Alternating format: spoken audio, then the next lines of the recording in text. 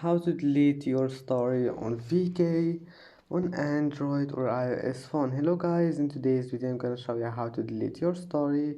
First open VK and then click on your profile here, or you can just click on your story, and once you're here all you need to do just click this 3 points, click these 3 points here in the top corner, and as you see here you will find delete story. Click on it and click delete, and that's it. I hope that can help you.